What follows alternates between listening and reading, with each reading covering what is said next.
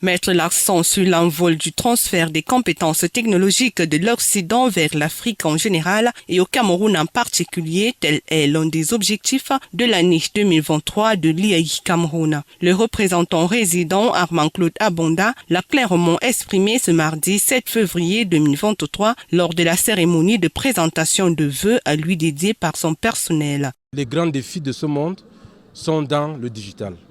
Il faudrait donc que chacun de nous puisse avoir la capacité d'être performant, de maîtriser l'environnement digital, surtout de faire en sorte que tout le monde comprenne le même langage, c'est-à-dire que tout le monde soit formé à l'utilisation de l'outil informatique. Pour ce faire, le langage digital des apprenants de l'Institut africain d'informatique doit être conforme à la norme internationale. Tous les efforts sont donc consentis pour l'obtention de plusieurs conventions telles que celle avec la Chine qui accorde 75 bourses à l'IAI Cameroun sur une période de 5 ans. Le personnel enseignant reçoit également des attestations de fin de formation en langue chinoise. 15 de nos étudiants chaque année iront faire 18 mois en Chine et pendant qu'ils sont en Chine, ils sont pris entièrement en charge par le gouvernement chinois.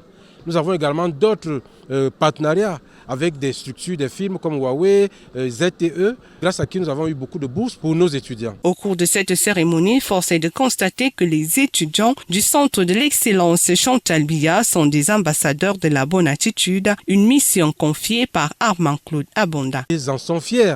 Cela veut dire qu'ils doivent eux-mêmes donner le bon exemple de la bonne attitude et transmettre ce bon exemple à travers le Cameroun. Et c'est d'ailleurs pourquoi nous avons mis en place cette nouvelle campagne de sensibilisation digitale et civique de la bonne attitude, n'est-ce pas, par la chanson.